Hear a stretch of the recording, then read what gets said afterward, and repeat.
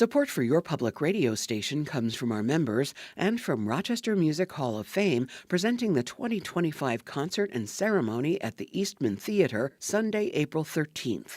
The inductees include Black Sheep with Lou Gramm, Chet Cataldo, and the Rochester Philharmonic Orchestra. Tickets at rochestermusic.org. From WXXI News, this is Connections. I'm Evan Dawson. Our connection this hour was made in the 1970s when only 2 bald eagles remained in New York State. As my colleague Veronica Volk reports, bald eagles were already in trouble thanks to habitat loss and hunting, and then the toxic insecticide DDT brought the species to the brink of extinction. DDT causes eagle eggshells to thin and break before hatching. DDT was eventually banned, and conservationists set about their mission of helping grow the population of eagles in New York State. A series of innovations were successful, and now the DEC is monitoring hundreds of eagles in the state. I'll read now from Veronica's recent report on local bald eagles. Quote, "In the highest branches of the tallest trees along the northern edge of Irondequoit is a big dark tangle of brush, the home of 2 beautiful bald eagles. Eagle nests are massive, spanning 5 to 6 feet in diameter and conspicuous among bare winter branches. This one was first spotted last fall, its proximity to the human world delighting passers-by," end quote. The story is a really interesting one because people just want to see the eagles, and yet there's all these kind of like, be careful, like don't get too close. And the DEC has a lot to say. They've got a lot of advice on how to handle being close. Eagles are still offered a number of special designations. The bird continues to be protected by the Migratory Bird Treaty Act and the Bald and Golden Eagle Protection Act. And this hour, we're not just going to talk about eagles. We're going to talk about falcons. We're going to talk about birds of prey. Why are there falcons in Rochester? There's so much to talk about this hour. Did you ever think you were going to go deep on birds, Veronica Volk? I didn't know I'd be here, but I'm glad I am. I am. You've learned a lot here. And so it's great to have a senior producer and editor for WXXI News, Veronica Volk, with us in studio. June Summers in studio, president of the Genesee Valley Audubon Society. Hello, June. Hello. Thank you for being here. Thank you very much for having me. Big fan of the Falcons. Yes. And we have lots of fans. We're going to talk about that coming up. And Amy Mahar is on the line with us, biologist in the Bureau of Wildlife for the New York State Department of Environmental Conservation. Amy, welcome to you. Thanks for being with us. Thanks so much. It's great to be here. This is one of those stories, Veronica, like if I did a story on parking, I would think, like, who wants to talk about parking? It turns out everybody wants to talk about parking. Everybody's got opinions. Everybody loves eagles. Like, this is a story that people will connect with pretty quickly. I think so. And obviously, like, the bald eagle in particular is a symbol, not just for, the United States, not just for conservation, but it's just like an iconic bird. And it's just like a really interesting topic. So, yeah, let's get into it. Did I was it in your report or elsewhere that Biden, one of his last acts was making this the official national bird? That's right. Well, I mean, I kind of thought it was already. I read that. I was like, what? Well, because we've been using the bald eagle as a national symbol of American patriotism dating back to, I think it might have been like dating back to the colonies. Massachusetts had a coin with a bald eagle on it. And then if you obviously predating the colonies, it was an iconic symbol for indigenous peoples in the United States as well. So it goes back a long time. And so when people alert us, hey, there's this cool nest in Irondequoit, people are kind of stopping by to see it. There's a lot of buzz on it. It's like, this is ripe for a great story. I want to say that people didn't alert me to this. I was driving and I saw it, right? I don't believe that. Come on. No, I did. Okay. Well, don't fact check me on air. I'm fact checking my colleague. What is this? MSNBC? I was driving down the road and I saw actually it was my husband who saw the nest and pointed it out to me. And we were able to see it sort of often just because it's on this route that we travel quite often. And I'm not going to mention where it is because I think a lot of local people know, but there's a lot of sort of controversy around whether or not we should be talking about where a nest is because it is in such close proximity to people and that might present a danger for the birds.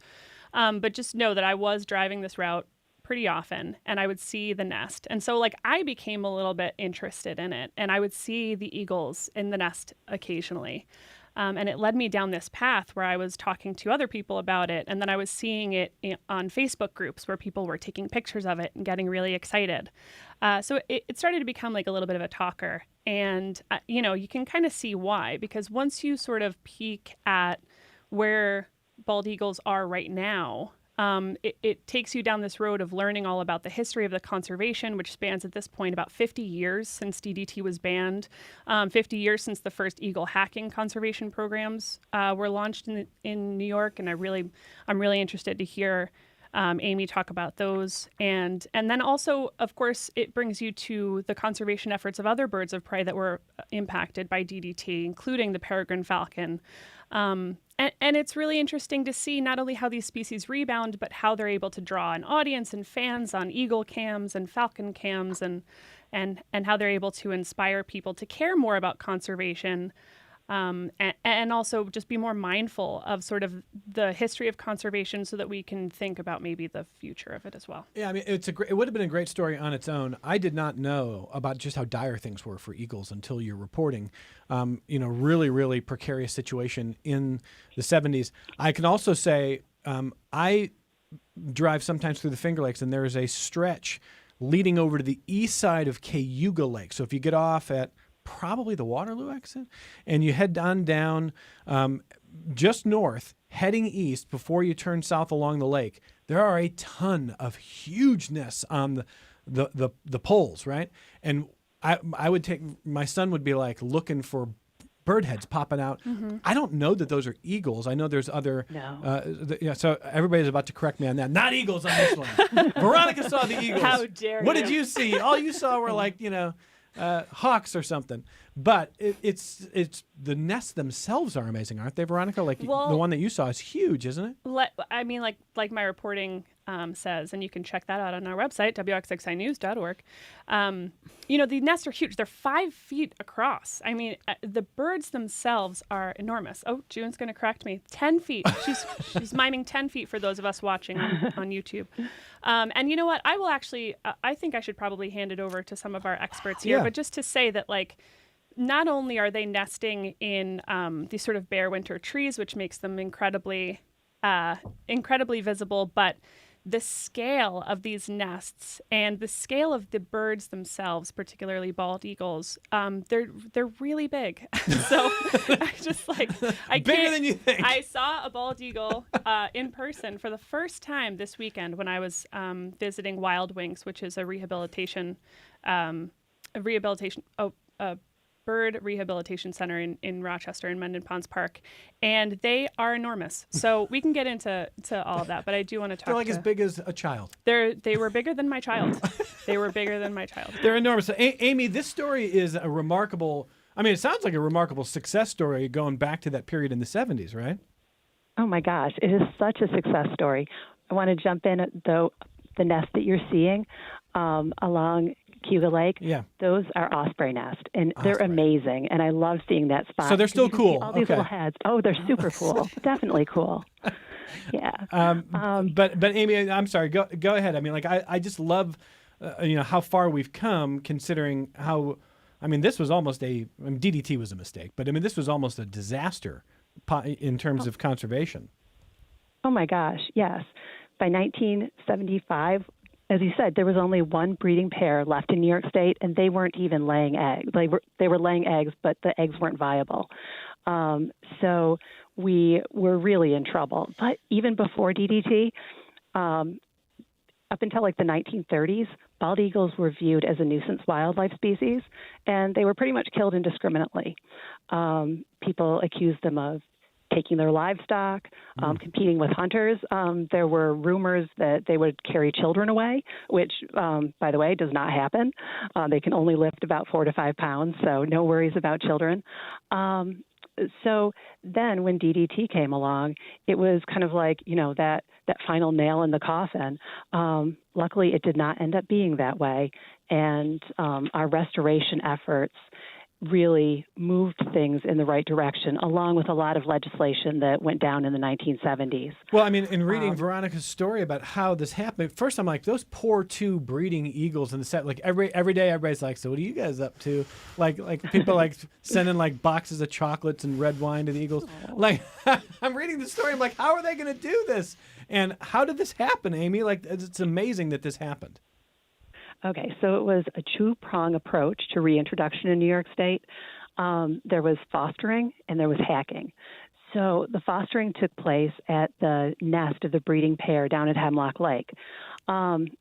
It was essentially that since they were still laying eggs, between 1976 and 1980, when the birds were incubating, DEC staff, Pete Nye and Mike Allen, would climb up this 80-foot tall shagbark hickory tree to the top of the nest. They would remove the eggs and replace them with fake eggs. Then the adults would continue incubating these fake eggs for like a month or so. A month later, the staff would climb back up the tree, remove the fake eggs, and replace them with 2 to 3 week old captive bred chicks from Maryland. And the adults would then raise the chicks as their own. And so by 1978, this fostering resulted in the first young fledged in New York State in almost 15 years. So Amazing. The second prong of this was hacking, and which is hand rearing till independence. And this was a technique that was used successfully for peregrine falcons, but never for eagles. And so the effort was like the first of its kind and the most comprehensive bald eagle restoration program in North America at the time. Was headed up by Thomas Cade of Cornell and Pete Nye and Mike Allen of DEC. And they really did not know if it would be successful, but they knew that something had to be done.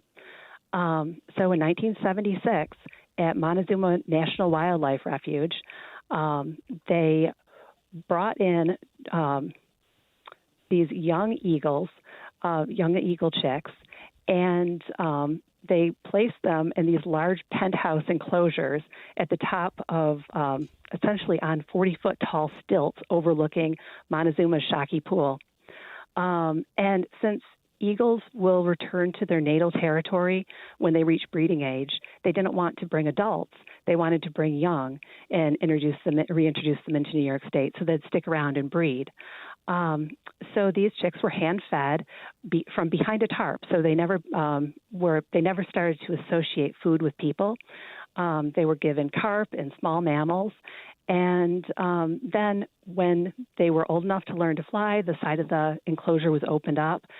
They learned to fly on their own. They learned to hunt on their own.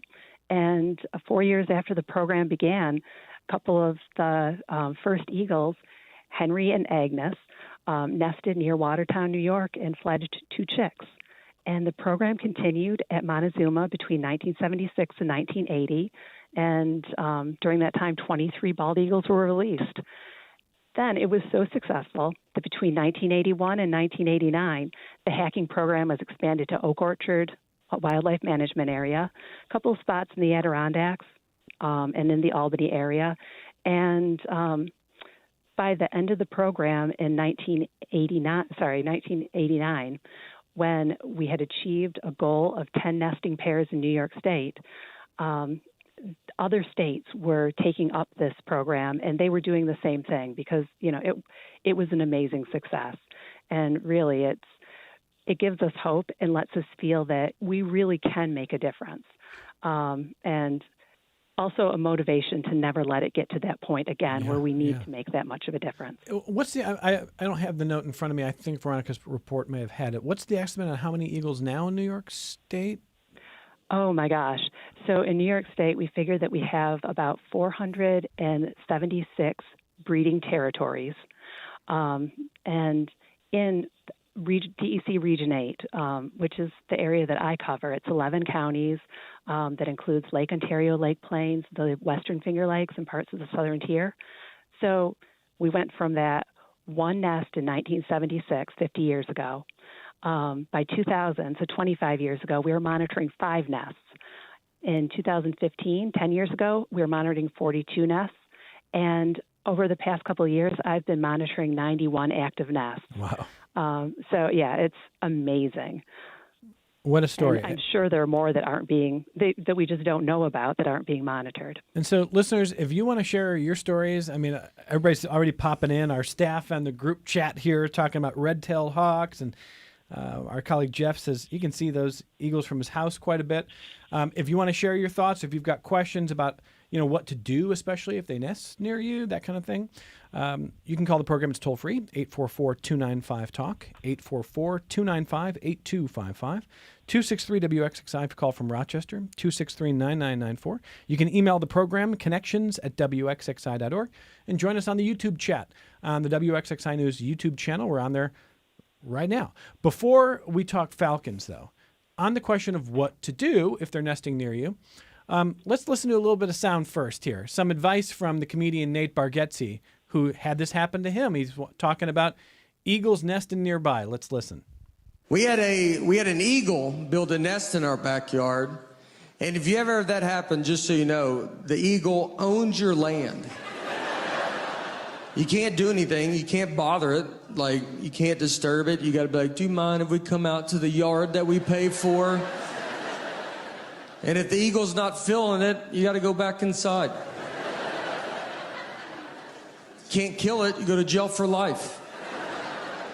We celebrate eagles in this country, and it's gone to their head. That's Nate Bargatze. All right, Amy, how much truth there? Okay, so we don't want people to be next to an eagle's nest.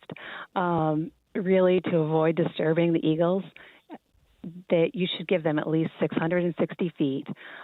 View them through binoculars or a spotting scope. And yes, in the case of the nest up in Irondequoit, that's not possible. There are houses that are well within the 660 feet. We're not asking people to, leave their houses and come back once breeding season is over. We're just asking that people don't hang out underneath the nest and approach the nest tree. The eagles moved into this area. It was already, a busy neighborhood, a busy road. And so by moving into this neighborhood and building a nest here, they were showing that they were fairly tolerant of human activity. I don't know if they'll be tolerant of people approaching their nest as any young develop, but right now, we don't, the eagles don't own your land. However, we definitely would like you to give them some space. And it's enjoyable to see the eagles. People love them, and they'll keep coming back as long as they're not disturbed. I hope it's obvious that we don't have to say this, but please don't kill the eagles. I mean, Nate Bargatze joked gosh, if you no. do, you go to jail for life. I don't think it's jail for life, but I think it's pretty serious if you kill an eagle these days, right? Oh, it's definitely pretty serious. I mean, they're protected under state law for state regulations for endangered species and federal regulations for the Bald and Golden Eagle Protection Act, as well as Migratory Bird Act. Don't go messing with eagles. Yeah, and so that will, I think, transition us to other birds of prey. And Frank in Greece has a question about that. Hey, Frank, go ahead. Hi, I just want to say that I live in the Long Pond English neighborhood of Greece. It's getting to be a mature neighborhood with lots of trees. I had a Kaysen, and the Kaysen dog got too close to a nest, and the birds would come by and pluck the Kaysen. And unfortunately, we've lost one or two small dogs to coyotes. So I just want to say it is a real danger that, wildlife and domestic life can conflict with each other. But what I really want to know is, how do I identify a falcon? I know what an eagle looks like. I know what a red-tailed hawk looks like. I know what a crow looks like. But how do I identify a falcon? It's a great question, Frank. June, do you want to start with this one here? Yes, I can take that one. Okay. A falcon compared to a hawk. Hawks have wide, feathered wings at the end and wide tails, usually. They can have narrow tails, considering which species it is. Falcons, on the other hand, have very narrow, pointed tips to their wings and narrow tails. They generally fly fairly high in the sky. I know the area you live in, and we don't have too many falcons out there because there aren't very many tall buildings for them to nest in. Okay. Amy, anything you want to add there? I think that June did a great job. Okay, so Frank, you're probably not going to see a lot of peregrine falcons out there, but he'll see all the other things he's talking about. I mean, Long Pond's got a lot going on. A lot. And if you go up to Braddock Bay, to Lake Ontario, Braddock Bay is a hawk. There's a hawk watch there, where they're now counting the number of number of raptors that are coming through on migration. And there are some peregrines that are coming through, a number of eagles, and a lot of vultures right now. So I suggest going up and sitting down with the hawk watcher and seeing what's coming through. Well, in a moment, we're going to talk about the story about why there are falcons in the city of Rochester. Let me read a little bit of feedback here. Ken in East Rochester says, about a month ago, I was at the Troy Farmers Market enjoying live music, and he says it was in an atrium with large glass panels above, and I caught the flyby overhead of a bald eagle, and it was a special moment. Not sure anyone else saw it, but there is something about seeing a bald eagle that always sets it apart from everything else you can see in the sky. That is from Ken. And I remember my first bald eagle. Is that right? I think that for a lot of people who have seen them, like they do have like a memory of the first time they saw one, just because, I mean, as Amy sort of laid out with just sort of the exponential increase of their numbers, even just over the last 20 years, it used to be that you didn't see them. You would not see a bald eagle in its natural environment, and that made seeing one feel so much more special. And I think even now, one of the reasons that this story even came to be is because there were people that had never seen an eagle before, so they're drawn to this nest so that they could see one in real life for the first time. Amy, it was a number of years ago. My son was really into peregrine falcons. June would be happy to hear that. And so I think I'm remembering that the peregrine falcon is the fastest dive, kind of a bullet dive. They can go 180 miles an hour in a dive. 200 miles an hour, Veronica Volk, and something like that? That's what I've heard.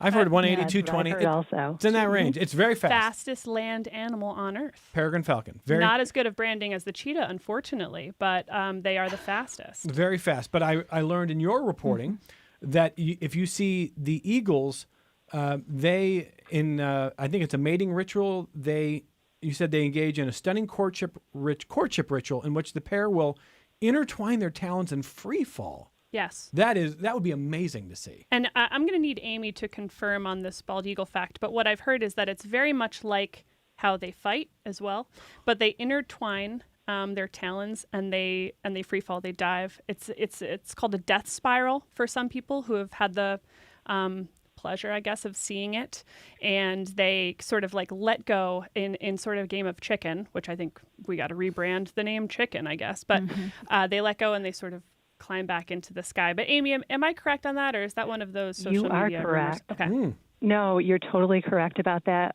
Last year, someone in the Rochester area saw this and took a video on their phone, and they sent it to me. And I have never seen it in person, but it is amazing. And they really do come so close to the ground that you're holding your breath, just hoping that they're going to release before they get to the bottom. But yeah, it's stunning, definitely. Michael writes to say, about 50 years ago, I was with my best friend at a farm his parents bought in Springwater. We were both environmentalists, and we were convinced that we might never see an eagle in the wild for the rest of our lives. We were walking by a pond on the farm when a bald eagle came soaring down and grabbed a trout from the pond with its talons, and then it majestically soared up into the sky and out of sight. We stood there speechless, overwhelmed at what we had seen. I can still see it quite vividly in my mind. That is from Michael. I want to take this opportunity to talk about sort of the conservation efforts that Amy was talking about before, and she mentioned Mike Allen, and I really just want to talk about Mike Allen for a second.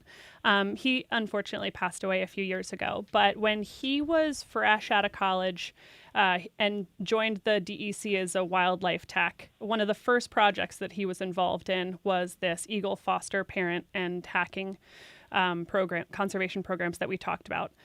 He earned himself the moniker Eagle Man because he was so instrumental in bringing this species back from the brink of extinction. Not just just the hands-on conservation work that he did, from climbing trees. And he told a reporter once that he was afraid of heights, actually, but he had to learn how to climb trees in order to replace eggs, but also flew to Alaska to sort of get some of the bald eagle chicks that they ended up hand rearing at Montezuma, I believe. And there's a plaque dedicated to him at Wild Wings that says, if you see a bald eagle flying overhead, you have Mike Allen to thank. And I thought that was an important point to make as we sort of get these anecdotes of people. There's like, I didn't know that I would see one, and I've seen one.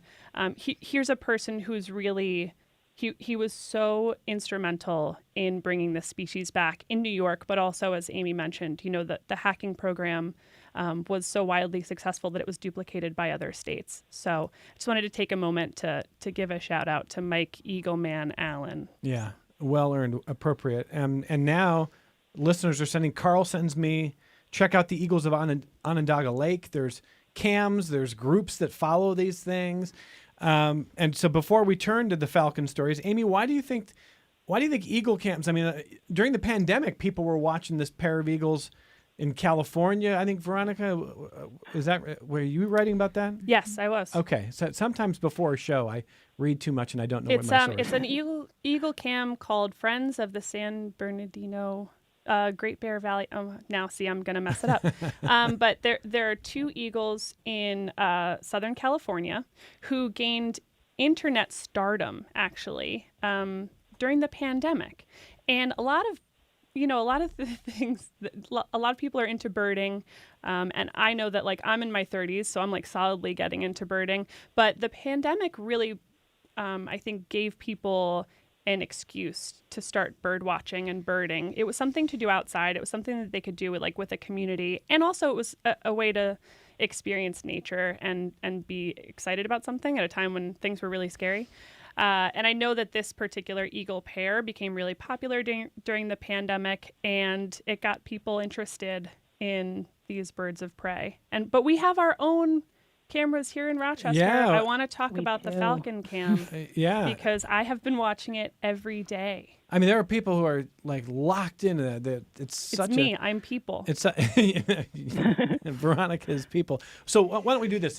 I'm late for our only break. Let's take that break. We're going to come back and talk about falcons on the other side of this break. June's got a lot of great stories to share here. It shares her love of peregrine falcons in Rochester. Listeners, if you want to share your stories or questions about birds of prey like eagles, falcons, and more, it's 844-295-TALK, 844-295-8255, 263-WXXI if you call from Rochester, 263-9994.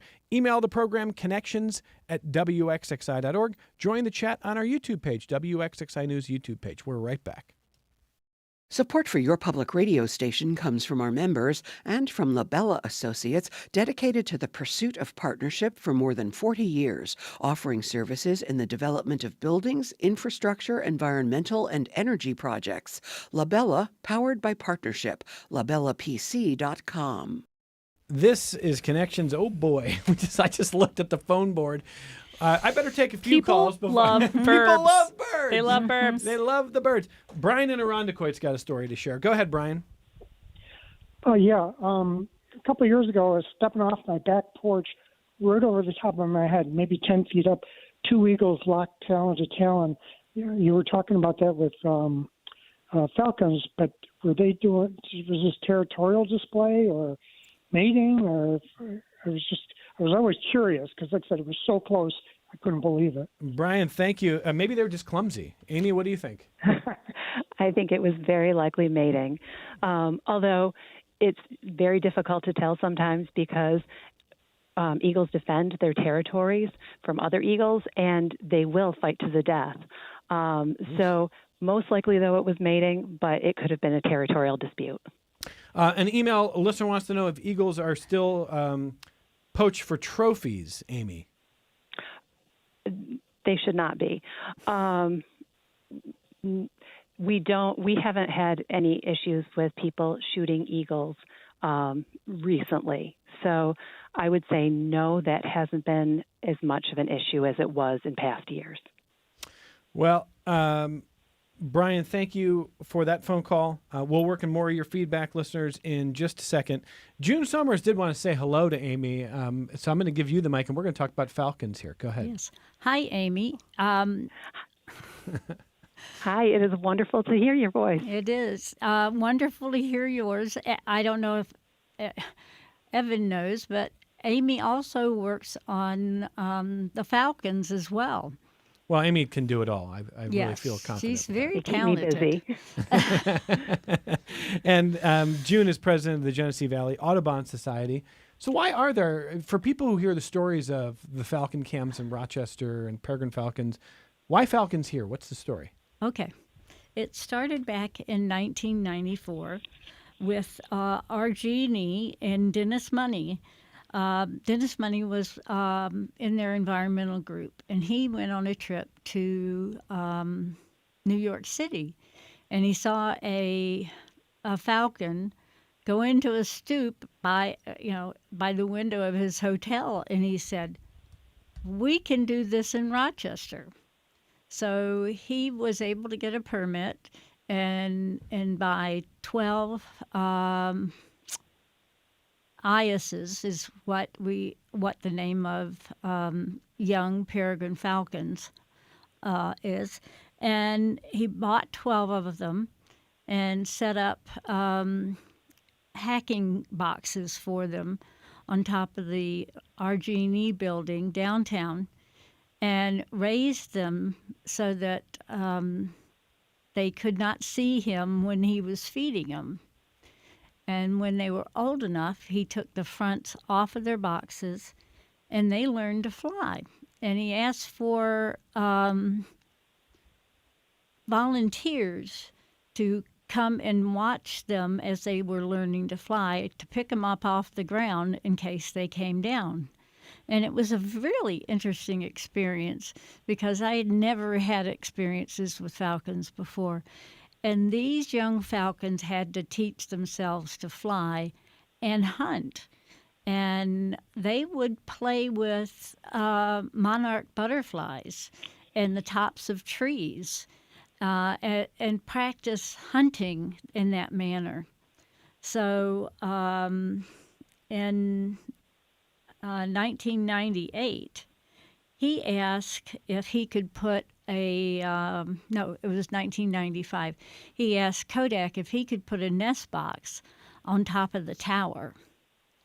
And in 1998, a female falcon and her mate took up in that box.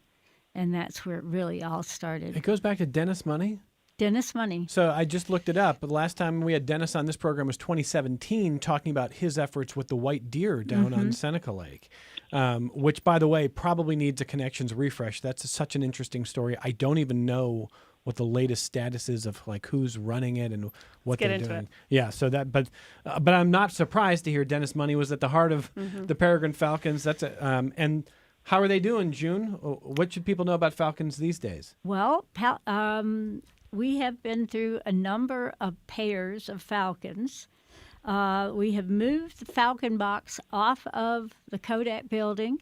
It's now on the Times Square building at the corner of Exchange and Broad Street.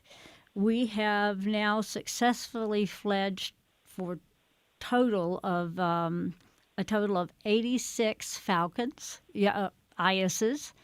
So we've added a number of young falcons to the stock of falcons in central and western New York. We have found that now if we lose a falcon, which we did 3 or 4 years ago, we lost Beauty, and she passed away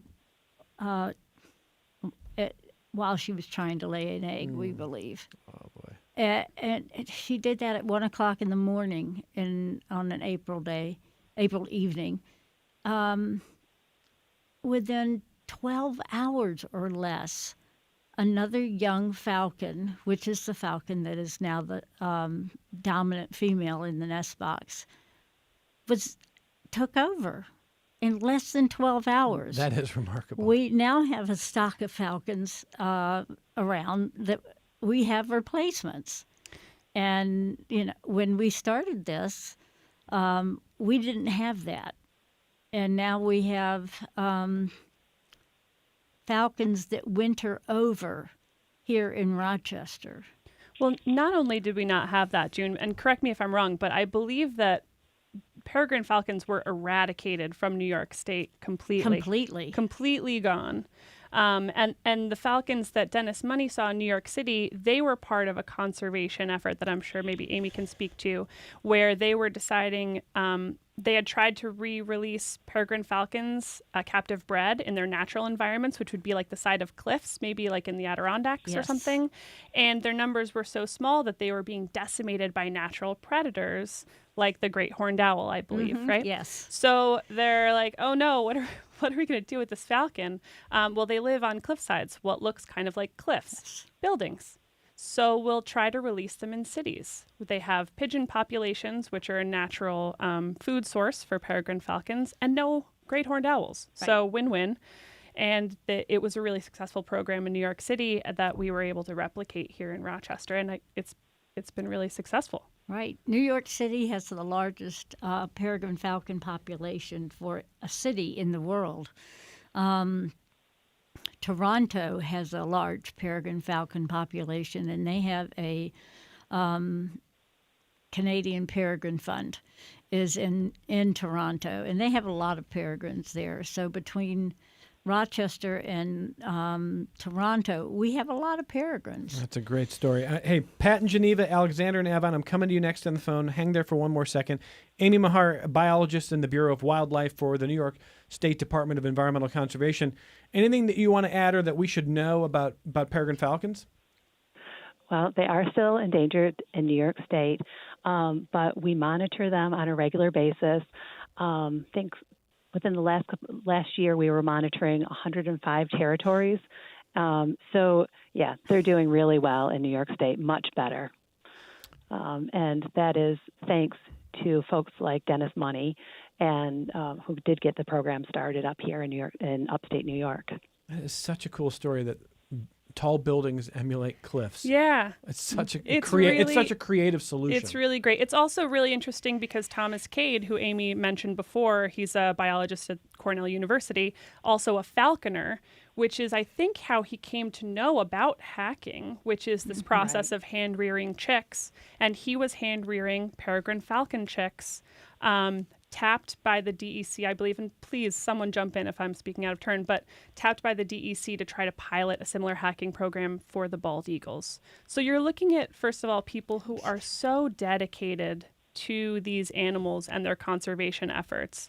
And just, again, really, really cool history there. All right, let me get some more feedback from listeners. Pat in Geneva, listening on WEOS, Finger Lakes Public Radio. Hey, Pat, go ahead. Hi. Well, before I ask a question, maybe I could make a quick comment. I know that the Saturday nature walks at Montezuma, especially during the winter, are often lightly attended and a great opportunity to meet with naturalists. A friend of mine, Pete Saraceno, that runs some of those nature walks on Saturday mornings. So this is the perfect weather to get out there. Well, maybe not today. But I would agree with you completely. Yes, Montezuma is a wonderful area, especially to view bald eagles.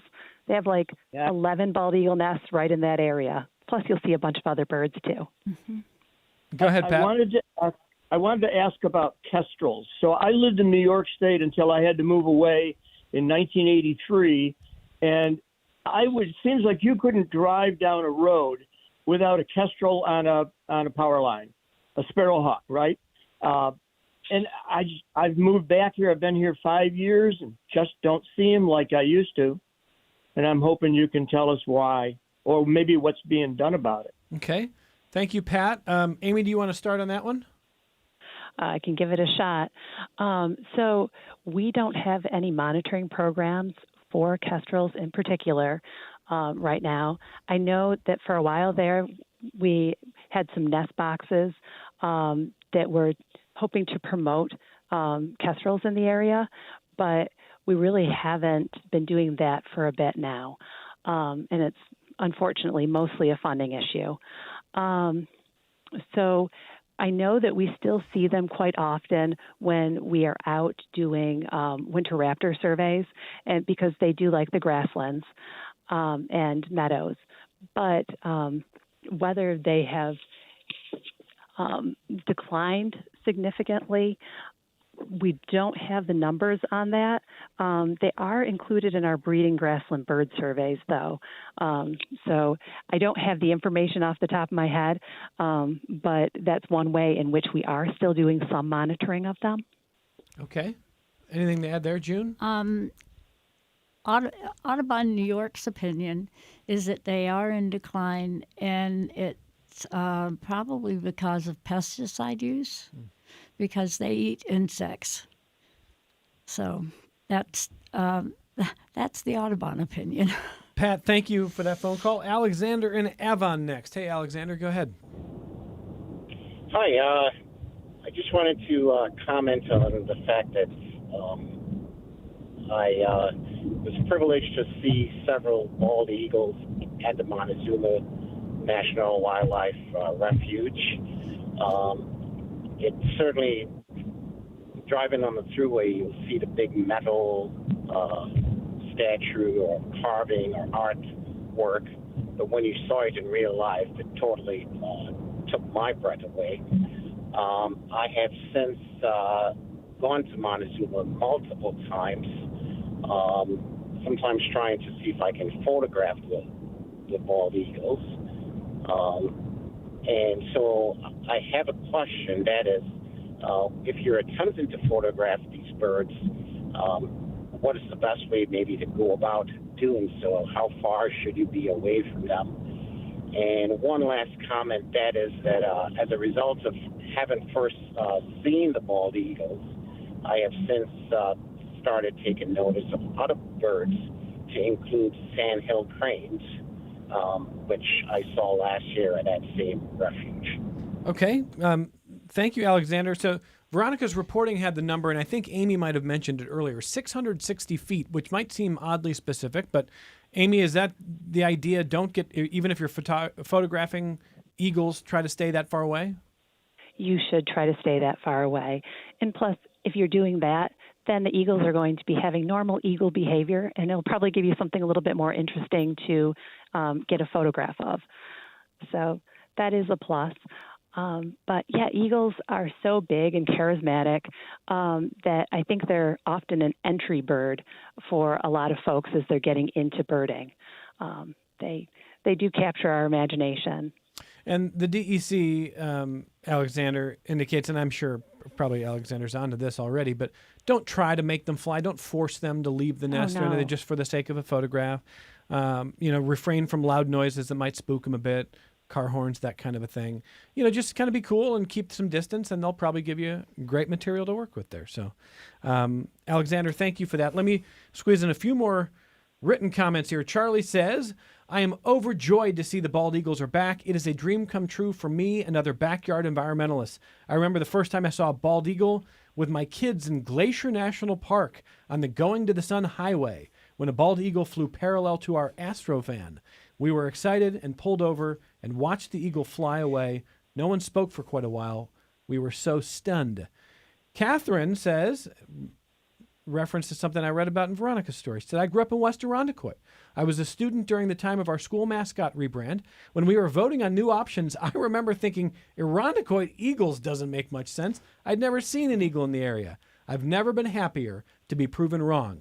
Just yesterday, I was riding Amtrak back from New York City. I saw 2 bald eagles along the way. It's incredible and inspiring to see how they've rebounded in such a short period of time.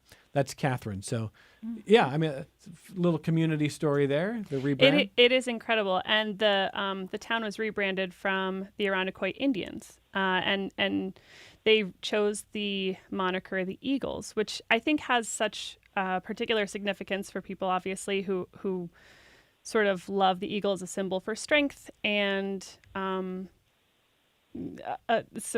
for so many reasons, but also sort of a reckoning with history and the eagle being a symbol of like progress. There's so many different ways that the eagle can like inspire people.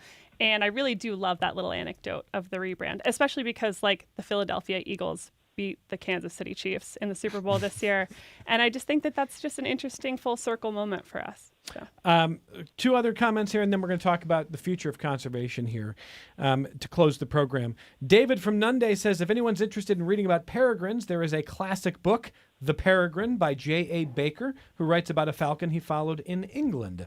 So there's a good recommendation. June, you want to endorse that one? I want to endorse that one. Right. It is excellent.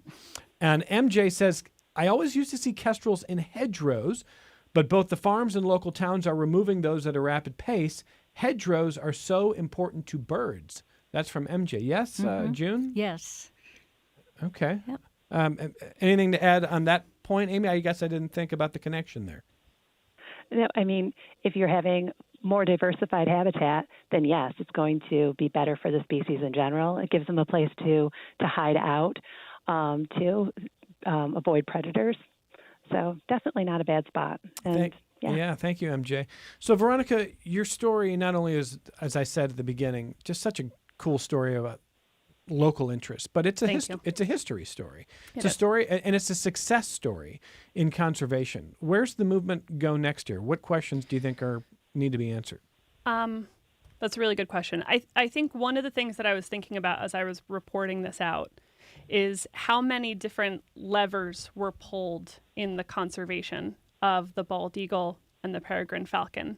How many different levels of bureaucracy were sort of brought in to save these animals. They had to ban a pesticide. They had to pass an endangered species legislation. They had to build out protections that were recognized at local, state, federal levels.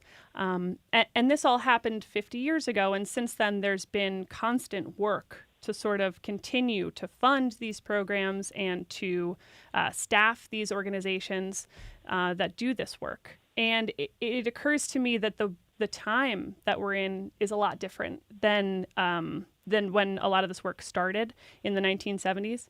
And I actually don't know what the future of conservation looks like, particularly when it comes to animals like the bald eagle that is still under threat. And Amy can talk a little bit more about that. But particularly looking at the bald eagle and how its rebound in numbers presents a new, unique challenge, which is that now it's sort of living on the edge where it can interact more with humans, where they're now competing for wild habitats, and therefore they're going to have to nest in more public places, and that threat.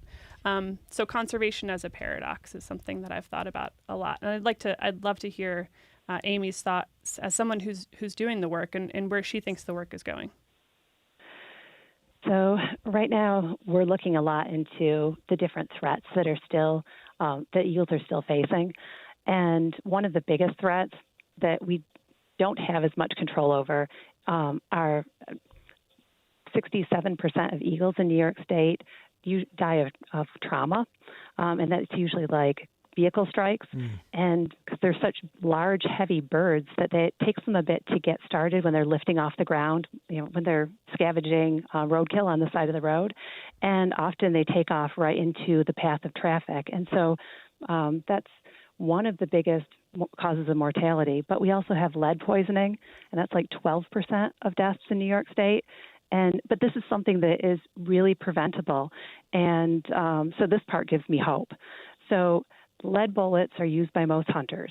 And when the lead bullets hit their target, they break up upon impact into these hundreds of tiny little shards that spread well beyond the wound channel. And it's typical for hunters to field dress their deer, and then the gut piles will attract scavengers like eagles.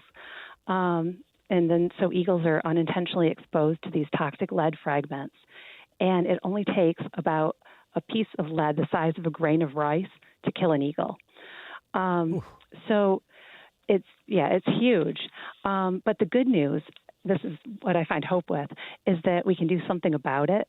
And last year, to encourage encourage hunters to try non-lead ammunition, DEC piloted this statewide voluntary rebate program where it would give a rebate of up to $60 for the purchase of non-lead ammunition.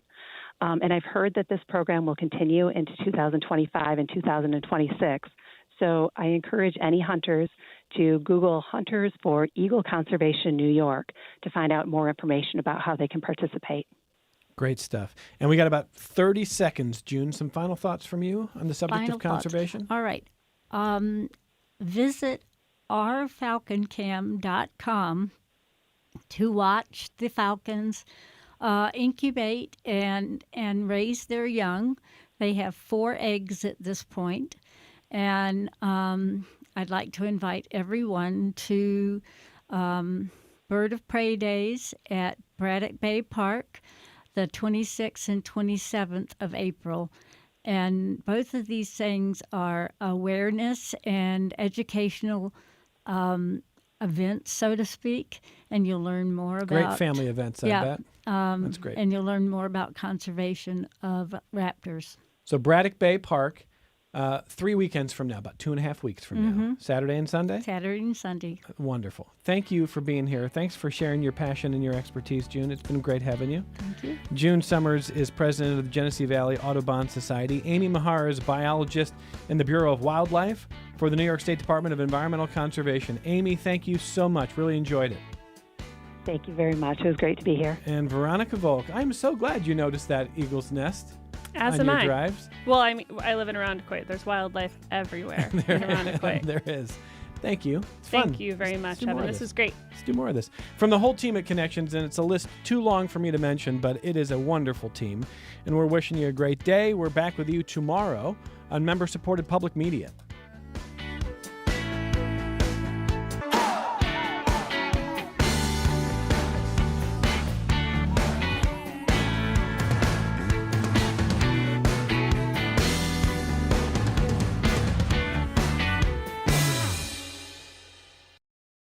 This program is a production of WXXI Public Radio. The views expressed do not necessarily represent those of this station, its staff, management, or underwriters. The broadcast is meant for the private use of our audience. Any rebroadcast or use in another medium without expressed written consent of WXXI is strictly prohibited. Connections with Evan Dawson is available as a podcast. Just click on the Connections link at WXXInews.org.